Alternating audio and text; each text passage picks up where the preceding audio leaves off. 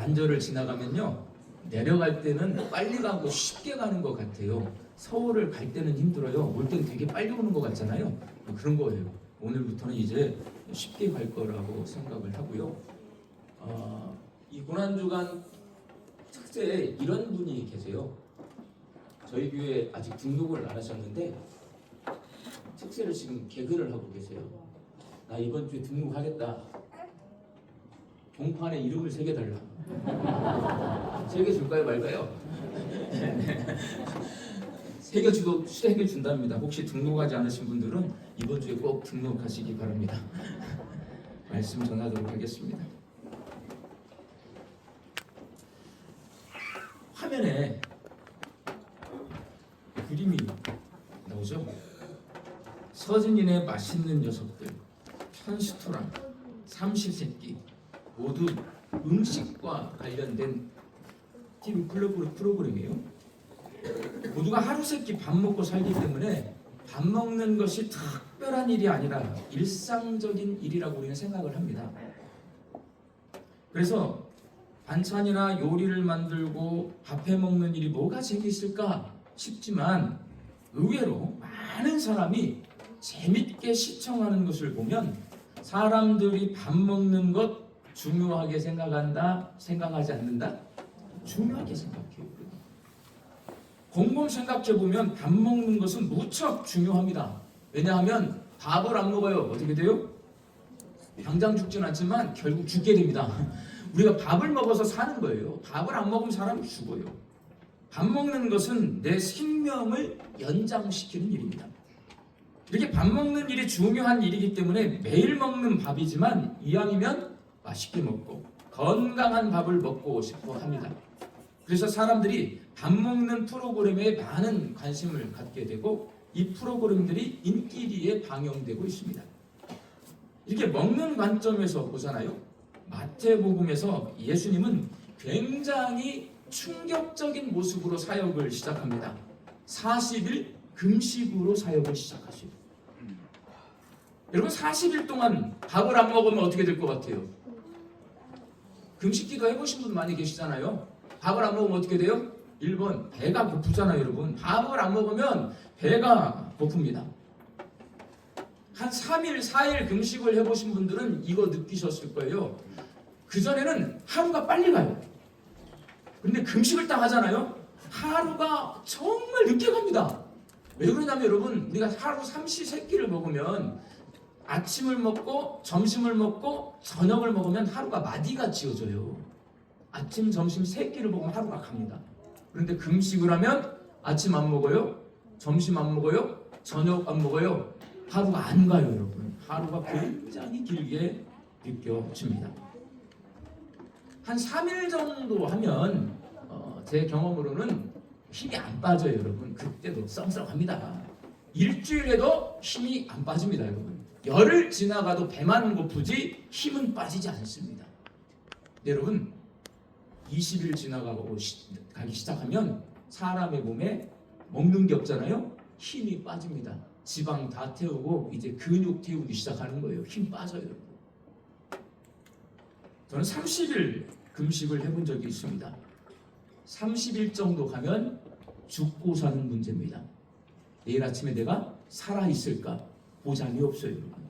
저는 체력이 약했기 때문에 40일 하러 들어갔는데 30일밖에 못해요. 왜? 일어나면 쓰러져 버려요. 일어나면 누워있어. 정신을 잃어버려요. 힘이 없으니까. 40일 금식 절대 쉽지 않습니다. 이거는 죽고 사는 문제인 거예요. 그래서 40일 금식기도 예수님이 하셨는데 두 가지 의미가 있습니다. 40일 정도 금식하면 내 몸에서 힘이 완전히 빠집니다. 내가 그래서 이걸 40일 작정하고 한다. 내 몸에서 뭘 뺀다? 힘을 빼는 겁니다. 그리고 40일 정도 하면 죽기를 각오해야 됩니다. 죽고 사는 문제가 됩니다. 내일 아침에 내가 죽어 있을 수 있습니다. 죽기를 각오한다. 이 40일을 금식하셨다라는 말씀 속에는 그런 의미가 담겨 있는 겁니다.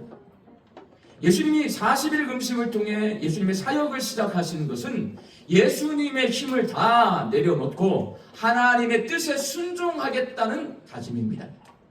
구약 성경에 예언된 말씀을 하나하나 다 이루어 가세요. 십자가에서 마지막에 돌아가실 때까지 다 이루었다라고 말씀하시는 것까지 전부 구약의 말씀에 예언된 것을 다 이루십니다. 내 뜻, 내 생각, 내 계획, 내 마음대로 살지 않고 내 힘 다 빼고 내가 하나님 말씀에 절대 순종하며 살겠습니다. 40일 금식으로 사역을 시작하신 겁니다. 그리고 죽기를 각오하고 사역을 감당하시겠다는 다짐이신 거예요. 새벽에 일어나 기도하시고 밤 늦게까지 사역하십니다. 밥때를 놓치고 머리 둘 곳이 없이 이리저리 돌아다니면서 병자를 고쳐주시는데 그 병자들은 전염병 환자들이 있습니다. 잘못하면 내가 나병에 옮겨질 수 있는데 예수님은 터치하십니다. 내가 죽을 수 있어요. 죽기를 각오하고 사역하시는 거예요. 말씀에 목말라 하는 사람들에게 말씀을 먹여주시는데 예수님은 자기 건강, 자기 취미생활, 자기 시간 없습니다. 죽기를 각오하셨기 때문에 그렇습니다. 오늘 설교를 준비하면서 하나님의 일을 하는 것은 굉장히 어려운 일이다. 하나님의 일 하는 것 이렇게 하면 목사님은 하나님의 일을 하는 사람, 나는 내 삶 사는 사람 이렇게 생각하시는데 그렇지 않아요, 여러분. 저나 여러분이나 성경을 보면 다 똑같이 하나님의 일을 위하여서 부르심을 받은 사람들입니다. 최근에 민수기를 설교하면서 성막에서 일하는 제사장, 레위인들 자세히 성경을 읽어보면요, 매일 죽을 수 있는, 자칫 잘못하면 죽을 수밖에 없는 환경 속에서 일을 했어요. 잘못된 불을 들여도 죽고, 지성소에 들어간 대제사장이 자칫 잘못하면, 눈 한 번 잘못 돌리면 죽습니다. 레위인들이 성소의 기물을 만지거나 보면 죽습니다. 하나님의 일이 이렇게 두렵고 떨리는 일이란 말이에요. 이렇게 민수기를 통해 하나님의 일을 목숨 걸고 했다는 것을 깨달았는데 오늘 설교를 준비하면서 예수님도 사역을 시작하시면서 40일 금식을 하심으로 죽기를 각오하고 하나님의 사역을 감당하기로 다짐하셨다라는 것을 깨달았습니다. 그러니 우리가 예수 믿고 신앙생활하고 교회 사역을 위해 봉사하는 것이 여러분 결코 쉬운 일이 아니라는 말씀입니다. 예수님을 믿으면 구원을 받는다라는 이 말은 우리에게 믿음은 굉장히 쉽고 평안하게 우리를 구원으로 안내해 줄 것이라는 착각을 불러일으킵니다. 믿음은 여러분 생각으로 하는 것이 아니에요. 믿음은 생각이 아닙니다. 믿음은 행동을 동반하는 진실된 마음인데요. 이게 마음이지만 행동이 따라가요. 그래서 어렵습니다. 예수님을 믿고 구원에 이르는 것이 쉬울 것 같지만 결코 그렇지 않습니다. 믿음의 행동이 뒤따라야 하기 때문에 그렇습니다. 남들 다 자는데 이렇게 새벽을 깨워 기도하러 나오는 일이 결코 쉬운 일이 아니지만 우리는 이렇게 새벽을 깨워 이 자리에 앉아 있습니다. 왜? 신앙생활 열심히 해보려고. 신앙생활 열심히 해보려고 새벽을 깨우는데 낮에 졸리고 아침에 일어나기 힘들고 너무 몸이 무겁고 이러잖아요. 힘든 거예요, 여러분. 신앙생활은. 남들 잘 때 다 자고 쉴 때 다 쉬고 남들 하는 거 다 하면 신앙생활 할 수 없습니다. 힘든 것 각오하고 신앙생활을 하는 것입니다. 하나님 말씀대로 사는 일이 어려운 일이지만 하나님 말씀 앞에 내 자아를 죽이고 내 자신을 쳐서 복종시키고 예수님의 뒤를 따라가는 것, 이것이 바로 신앙생활입니다. 죽기를 각오하고 40일 금식으로 사역을 시작하신 예수님이 제자들과의 마지막 식사로 이 땅에서의 사역을 마무리하십니다. 이 식사가 끝난 후 예수님은 붙잡혀서 십자가의 길을 걸어가십니다. 예수님이 40일 금식으로 사역을 시작하셨고 제자들과의 마지막 식사로 사역을 마무리하는 관점으로 성경을 읽잖아요. 대단히 흥미롭고 재밌습니다. 밥 굶고 사역을 시작했는데 사역을 끝날 때는 어떻게 해요? 밥을 드시면서 사역을 마무리하십니다. 굶고 시작하고 밥 먹고 끝내고. 이게 되게 웃기잖아요. 재밌어요. 성경에 기록된 말씀은 그냥 기록된 것이 하나도 없습니다. 모두가 하나님께서 우리에게 하시고 싶은 말씀을 다 담고 있습니다. 예수님의 사역 시작인 40일 금식 기도는 하나님의 뜻에 절대 순종하고 내가 죽기를 각오하고 사역을 감당하겠다는 의미를 담고 있습니다. 그렇다면 여러분, 예수님의 사역 마무리인 제자들의 마지막 유월절 식사도 분명히 어떤 의미를 담고 있을 겁니다. 제자들과의 마지막 유월절 식사, 어떤 의미를 가지고 있을까요? 하나님께서는 오늘 본문 말씀인 이 마지막 식사를 통해 우리에게 어떤 말씀을 하고 싶으신 걸까요? 예수님과 제자들의 마지막 유월절 식사는 생명을 살린다는 의미를 가지고 있습니다. 이 식사는 생명을 살리는 기적의 식사입니다. 예수님은 이 땅에서 3년 동안 사역하셨는데 죽기를 각오하고 사역을 시작하셔서 생명을 살리는 식사를 통해 예수님의 사역이 어떤 사역인가? 죽은 자를 살리는, 생명을 살려내는 사역, 구원 사역이었음을 우리에게 가르쳐 줍니다. 예수님과 제자들은 이렇게 식사를 시작합니다. 오늘 보면 26절 말씀을 함께 읽겠습니다. 그들이 먹을 때에 예수께서 떡을 가지사 축복하시고 떼어 제자들에게 주시며 이르시되 받아서 먹으라, 이것은 내 몸이니라 하시고, 예수님이 빵 한 덩이씩을 나눠주시면서 이 빵이 예수님의 몸이라고 말씀하십니다. 빵이 몸이라고 하니 여러분, 제자들이 이해가 될까요? 안 될까요? 안 됩니다, 여러분. 빵은 빵이고 몸은 몸이지, 빵이 몸이라는 말이 도대체 무슨 말이야? 제자들은 이해하지 못했습니다. 이 말씀에는 이런 의미가 담겨 있습니다. 우리가 고기를 먹으면서 소, 돼지, 닭, 오리를 죽여야 고기를 먹을 수 있습니다. 여러분은 소가 좋아요? 돼지가 좋아요? 닭이 좋아요? 오리가 좋아요? 저는 닭이 좋습니다. 닭. 제가 닭띠라고 그랬습니다. 닭띠라고. 근데 여러분, 제가 충격을 먹은 일이 있어요. 할아버지 댁에 방학 때면 가요. 그러면 할아버지가요, 병아리를 이렇게 키우시거든요. 닭이 돼요. 옛날에는 집에서 다 닭 키웠어요. 그런데 큰 닭도 있고 수탉도 있고 암탉도 있지만 병아리도 있어요. 우리 온다고 병아리를 놔두신단 말이에요. 그럼 모이를 막 줘요. 그럼 얘가 막 무럭무럭 자라요, 여러분. 금방 자라요. 아예 조그마한 병아리가 아니고 중딱쯤 되는 병아리예요.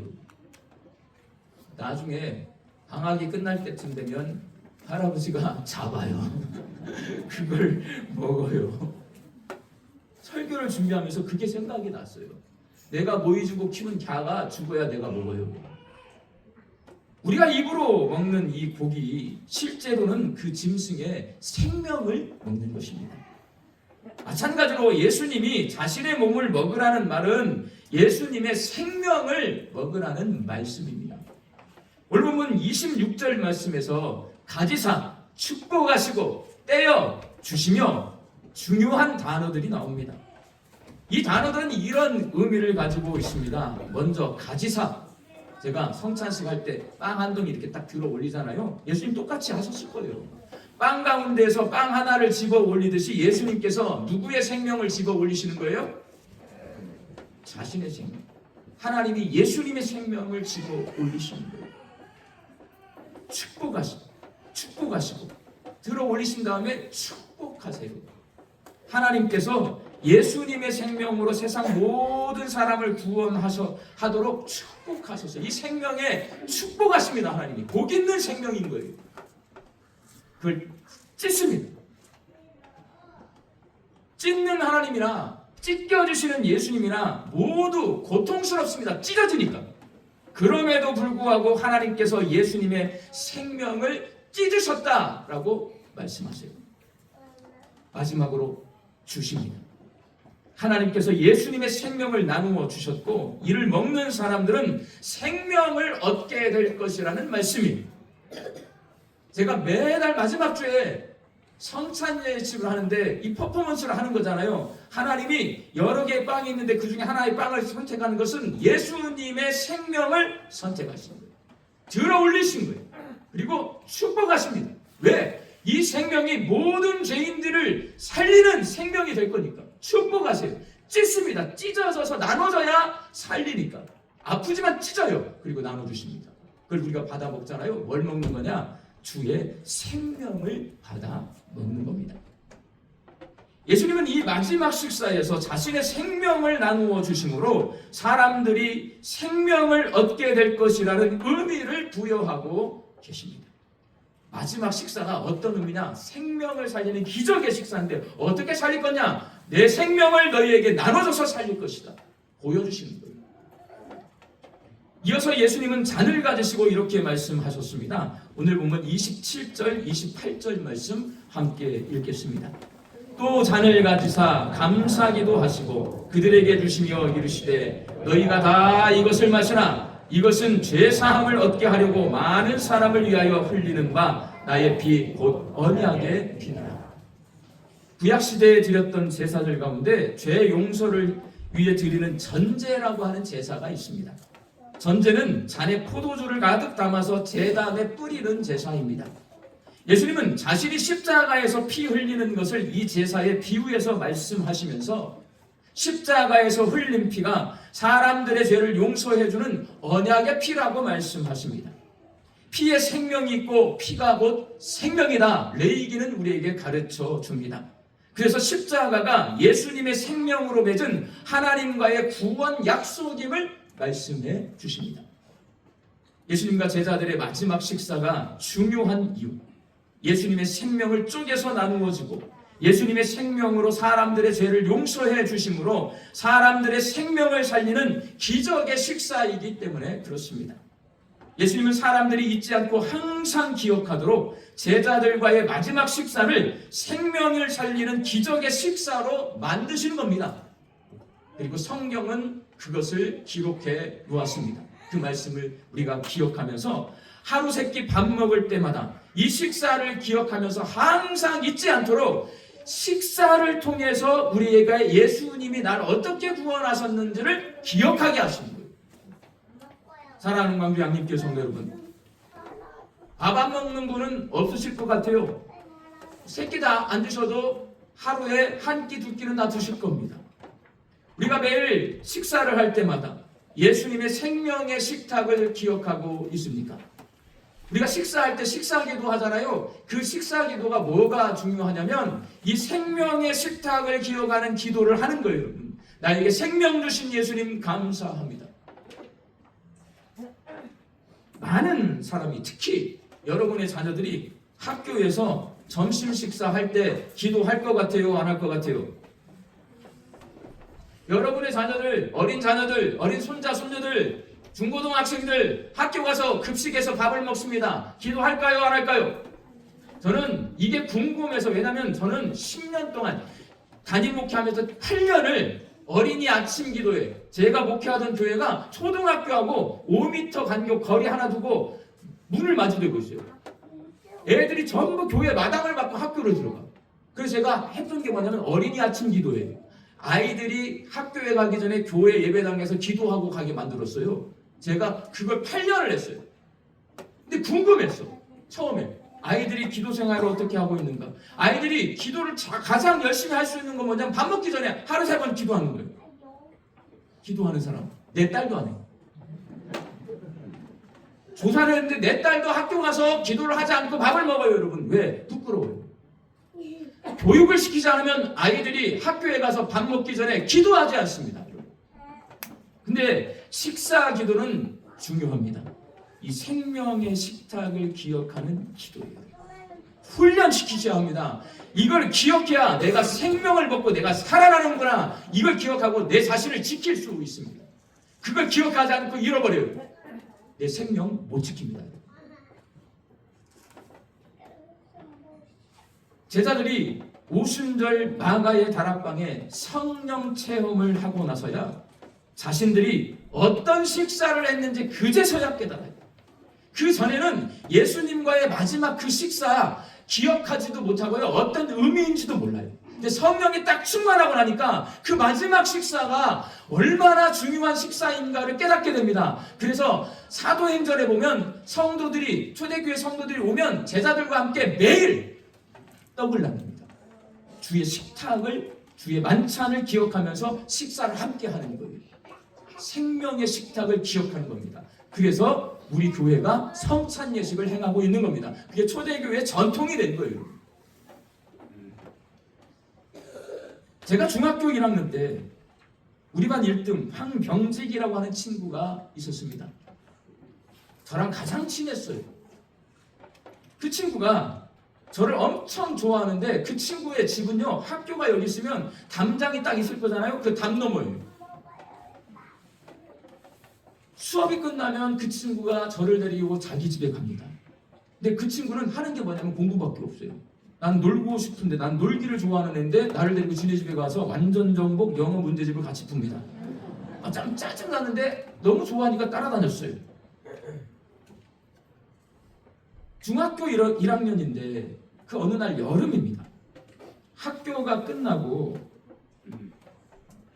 거의 매일 갔거든요. 걔 때문에 제가 영어 맨날 100점 맞았어요. 걔는 예습 복습을 철저히 하더라고. 그러니까 1등을 하지. 걔네 집에 가서 또 공부하러 가는데 마당에 평상이 있고 평상 위에 술 취한 병지기의 아버지가 계셨어요. 소주를 잡수고 계셨어요. 병직이랑 방에 공부하러 들어가는데 이 친구가 방에 안 들어와요. 그리고 막 여기 돌아다녀. 왜 그런가 봤더니 그 집에 백구라고 하는 개가 있거든요. 항상 지가 학교에서 돌아오면 백구가 반갑다고 맞아주는데 그날 백구가 안 보이니까 백구 찾으러 다니는 거예요. 백구 어디 갔을 것 같아요?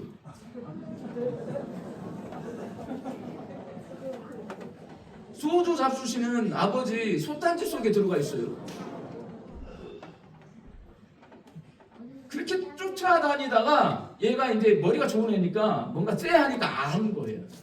그리고 부엌에 들어가서 소뚜껑을 열어본 거예요. 대성통곡을 합니다. 제가 정말 그날 걔 달래주느라고 너무 힘들었는데 애가 충격을 먹어가지고 말을 잃어버립니다.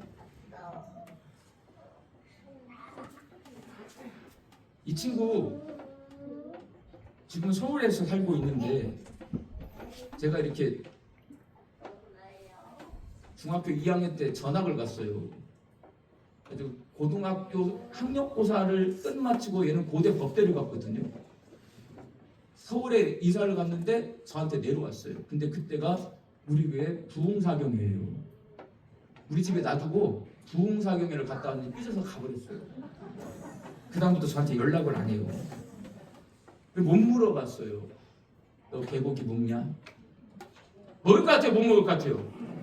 못 먹을 것 같잖아요. 충격 먹어서. 이 친구는 그날의 기억을 평생 알고 살 겁니다. 보신탕집 앞에 가면 생각해요. 살다 보면 우리 또래 사람들은 보신탕 먹었어요, 여러분. 그럼 누군가가 보신탕집 가자고 하면 백구 생각이 날 거 아니에요. 성령이 충만해진 제자들은 6월절 전날 밤 예수님과의 마지막 식탁에서 자신들이 무엇을 먹고 마셨는지를 알게 되었습니다. 끔찍한 거예요, 여러분. 백구를 먹어도 이렇게 충격을 먹는데 예수님의 살과 피를 먹었다고 하니 이게 얼마나 끔찍한 겁니까? 자신들이 먹은 빵이 어떤 빵인지를 알게 되었고 자신들이 마신 포도주가 어떤 포도주인지를 알게 되었습니다. 예수님의 살과 피를 먹고 마신다는 것이 어떤 의미인가를 알게 되었습니다. 그 식사의 의미를 깨달은 제자들은 너무나 가슴이 아팠지만 이것을 행하여 나를 기념하라 라는 예수님의 말씀에 순종해서 매번 모일 때마다 성찬을 행했습니다. 성찬의 의미를 깨달은 제자들은 이것이 예수님의 몸이라는 것을 알면서 빵을 먹을 때마다 이것이 예수님의 피라는 것을 알면서 포도주를 마실 때마다 쉽게 목으로 넘길 수가 없었습니다. 그들이 예수님을 사랑했기 때문입니다. 내가 사랑하는 예수님, 그 예수님의 살을 씹어먹고 그 예수님의 피를 마신다. 이게 쉽게 안 넘어갑니다, 여러분. 성찬을 행하면서 사랑하는 예수님께서 자신의 생명을 쪼개어 주셨음을 기억한 제자들은 복음을 위해 자신의 생명을 쪼개줄 수 있는 사람이 된 거예요. 예수님이 날 위해 죽으셨다. 날 위해 살과 피를 주셨다. 이걸 강력하게 느끼니까요. 제자들 모두가 다 순교합니다. 자신의 살과 피를 내어놓습니다. 성찬식은 그렇게 생명을 살리는 기적의 식탁이 된 겁니다. 제자들이 자신의 몸을 살리고요. 자기 취미 생활을 하고 자기 가족 먼저 챙기고 자기의 인생을 먼저 보살폈다면 여러분 복음은 전해지지 않았을 겁니다. 예수님이 날 위해 살과 피를 주셨다. 죽으셨다. 그걸 내가 먹고 마셨다. 이걸 깨달았기 때문에 자신들의 생명을 내어놓을 수 있었던 거예요.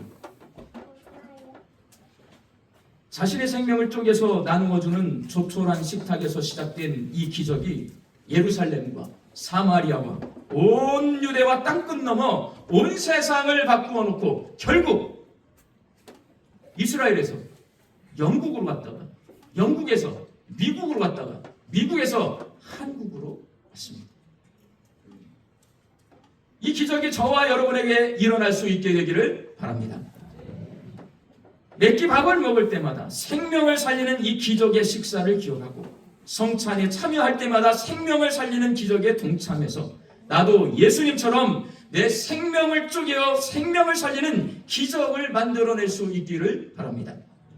우리가 아파하는 사람 곁에 있어주고 고통받는 사람 위로해주고 힘들어하는 사람의 문제를 함께 나눠질 때에 우리가 있는 그곳에 예수님의 생명이 가득해지고 주의 평강이 가득한 곳으로 바뀌는 기적이 일어날 줄로 믿습니다. 나만을 위해 살지 말고 내 생명까지라도 남을 위해 내어주셨던 예수님 본받아서 내가 가진 것들을 예수의 이름으로 함께 나누면서 오늘도 생명을 살리는 기적의 식탁을 만들어내는 저와 여러분이 될 수 있기를 예수님의 이름으로 축원합니다. 오늘 함께 드릴 기도는 기적을 구하는 기도입니다. 앞에 화면을 보시면서 함께 기도하도록 하겠습니다. 주님, 6월절 전날 밤 제자들과의 마지막 식사가 예수님께서 생명을 살리는 기적의 식탁임을 믿습니다. 매 끼 밥을 먹을 때마다 그 식탁을 기억하게 하시고 저도 그 기적의 식탁에 동참하게 하옵소서. 주님, 제게 생명을 떼어주신 주님을 바라보며 나도 주님을 위해 쪼개지는 고통을 견디겠습니다. 아파하고 고통스러워하는 사람들과 주님의 생명을 나눌 때 그들의 삶이 회복되는 기적이 있게 하옵소서. 주님, 날 위해 피 흘리신 주님을 바라보며 생명의 약속을 꼭 붙잡고 구원받은 자녀가 되겠습니다. 생명을 살리는 기적의 식사를 나 혼자만 먹지 않고 죽어가는 사람들을 초대하여 그들을 살려내는 기적이 있게 하옵소서. 예수님의 이름으로 기도하옵나이다. 아멘. 각자 개인 기도하시고 돌아가시기 바랍니다.